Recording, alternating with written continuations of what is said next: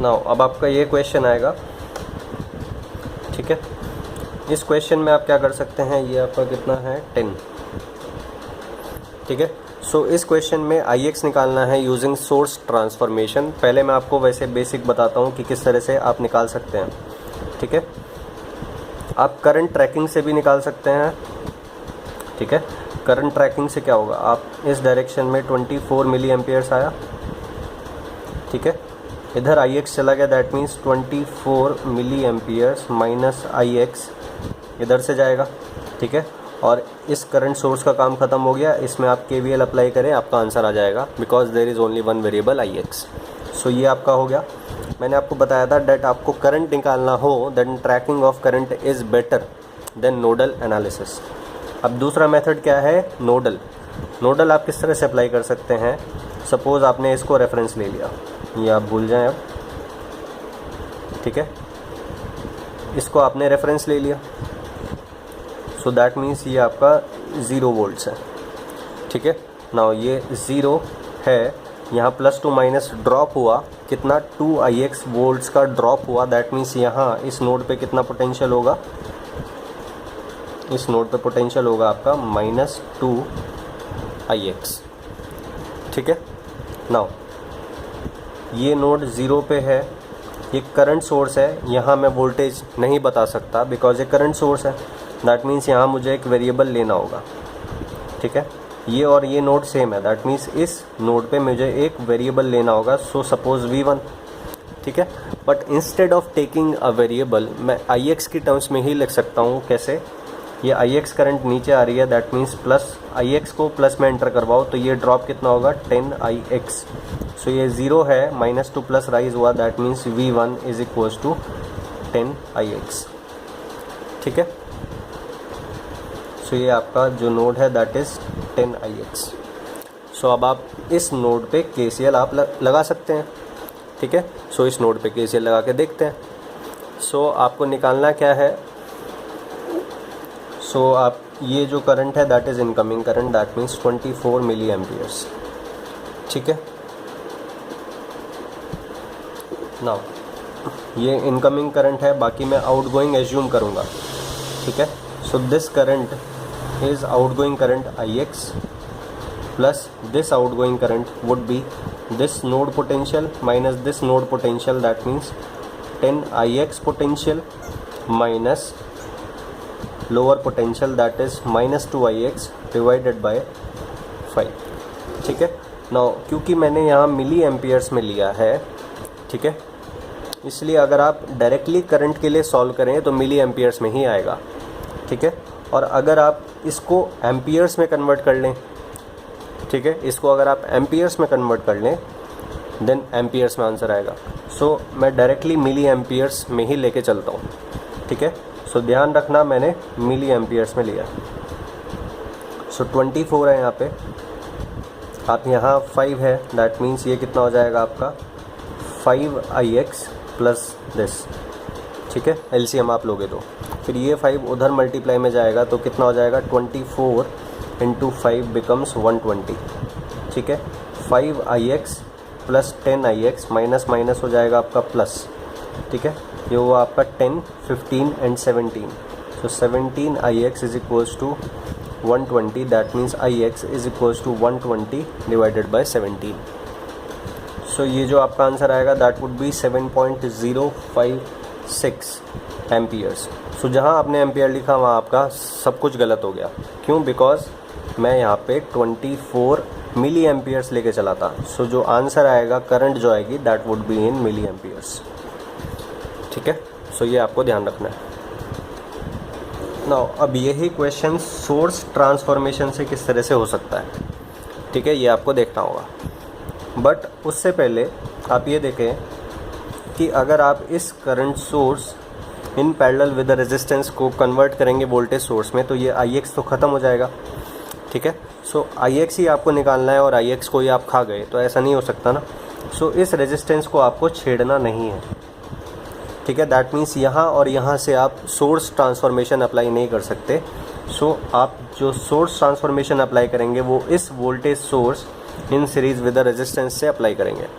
सो होगा क्या कि ये जो वोल्टेज सोर्स है ये कन्वर्ट हो जाएगा करंट सोर्स में. That means voltage divided by resistance, that would be the value of current source and in parallel with the resistance. ठीक है, और रेजिस्टेंस आपका कितना है 5 ओम्स. ठीक है. नाउ ये दोनों रेजिस्टर पैरेलल में हैं. ठीक है. इसमें IX करंट आया, इसमें IX करंट फ्लो कर रहा है. ज़्यादा रेजिस्टेंस में कम करंट फ्लो करता है एंड कम रेजिस्टेंस में ज़्यादा करंट फ्लो करता है. सो ये रेजिस्टेंस 5 है और ये 5 का 2 टाइम्स है. तो यहाँ करंट अगर IX है तो यहाँ IX/2 करंट फ्लो करेगा. ठीक है. या आप इस तरह से भी देख सकते हैं दैट यहाँ जो ड्रॉप होगा दैट वुड बी 10IX और यही ड्रॉप इसके अक्रॉस आएगा. दैट मीन्स ये भी 10IX होगा और 10IX voltage divided by resistance that would give you current. ठीक है. सॉरी, हाँ ये है ना, ये ज़्यादा रेजिस्टेंस है कम करंट होगा. सो कम रेजिस्टेंस में ज़्यादा करंट, दैट मीन्स ये 2IX आएगा. सॉरी. ठीक है. सो ये 2IX करंट इसमें फ्लो करेगा. नाउ ये करंट कितना है 24 मिली एम्पियर्स. दैट मीन्स आप इस नोड पे अप्लाई करें. ये तीनों नोड एक ही है ना. दैट मीन्स ये तीनों नोड एक ही हैं. इसको आप इस तरह से एक नोड मान लें. ठीक है. इस नोड में एंटर कितना हुआ current 24 milli ampere. Outgoing current कितना है IX 2IX and 2IX/5. 2IX plus IX plus 2IX/5. That means ये कितना हो जाएगा 3IX. सो ये जाएगा 5 3 15 IX/5 और ये कितना हो जाएगा, मैं मिली एम्पियर्स में ही लेके चल रहा हूँ. सो ये हो जाएगा 120. ठीक है. और ये हो जाएगा 17. सो फिर से वही आएगा 17IX. That means IX is equals to 120/17. ठीक है. एक और चीज़ आप कर सकते हैं, वो क्या है, मैंने आपको बोला था कि इस IX करंट को और IX वेरिएबल को आपको संभाल के रखना है. बिकॉज ये IX पे डिपेंड कर रहा है, ये डिपेंडेंट सोर्स IX के ऊपर डिपेंड कर रहा है. सो दैट मीन्स ये जो प्लस माइनस ड्रॉप है दैट इज़ 10IX. ठीक है. सो अब इस IX को भूल जाओ. बेसिकली IX निकालना है ना, IX निकाल लेंगे. मैंने पहले IX करंट था, अब 10IX ड्रॉप है तो IX निकाल लेंगे, कोई दिक्कत नहीं है. So now this current source in parallel with the resistance can be converted into a voltage source. So 24 × 10 that would B 240 millivolts. 240 millivolts in series with resistance 10 ohms. और यहाँ जो वोल्टेज होगा यहाँ पे that is 10IX. So IX को आपने ख़त्म नहीं होने दिया. ठीक है.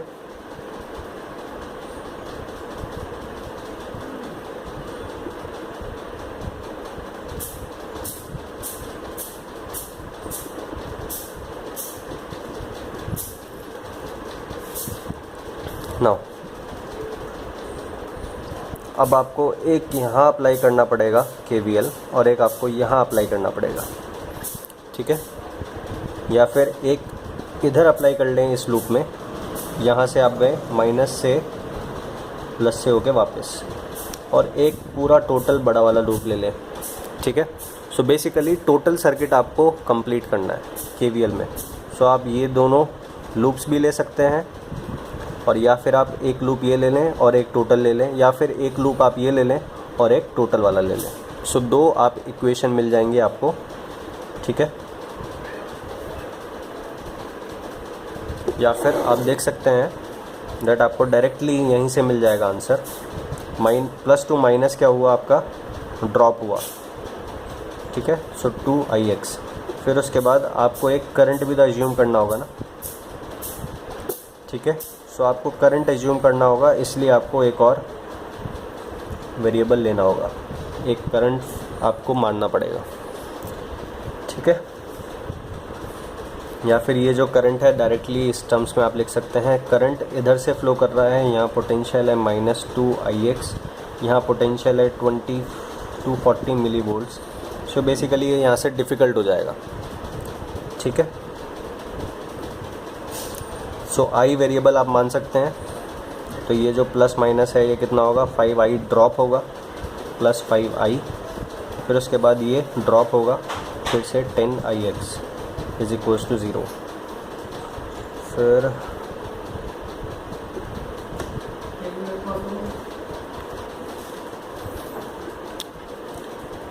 ठीक है। सो एक इक्वेशन आपकी Ix एंड I में ये बनेगी, और उसके बाद आप यहाँ भी I करंट फ्लो करेगा, तो ये जो प्लस माइनस है ये 10I ड्रॉप होगा। सो ये फिर से आप KVL इसमें लगाओगे, सो आपको सेकेंड इक्वेशन मिलेगा और आप Ix के लिए सॉल्व करोगे। सो वहाँ से भी आपको सेम ही आंसर मिलेगा, बट ये जो एनालिसिस है ये डिफ़िकल्ट हो गया इस पर्टिकुलर केस के लिए, ठीक है। सो जो मैं आपको बता चुका हूँ कि आप इसको वोल्टेज सोर्स को करंट सोर्स में कन्वर्ट करेंगे देन ज़्यादा इजी होगा, बिकॉज दोनों करंट सोर्स पैरेलल में आ जाएंगे और दोनों रेजिस्टेंस पैरेलल में आ जाएंगे। इस तरह से जो है सब पूरा पैरेलल सर्किट बन जाएगा, इसलिए इजी हो जाएगा, ठीक है। यहाँ जो डिफ़िकल्टी है वो ये है कि ये जो बीच में वोल्टेज है, इन दोनों नोड्स के जो बीच में वोल्टेज है, ये आपका 10Ix है और इसके ऊपर ये डिपेंड कर रहा है डिपेंडेंट सोर्स, इसलिए ये थोड़ा डिफ़िकल्ट हो गया बस, ठीक है।